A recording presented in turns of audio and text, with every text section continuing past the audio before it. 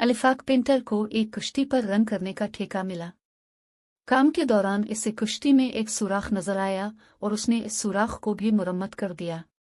Painting मुकम्मल करके शाम को उसने कश्ती के मालिक से अपनी अलिफा जिरत ली और घर चला गया। 2 दिन बाद कश्ती वाले ने इसे फिर बुलाया और एक खतीर रकम का चेक दिया।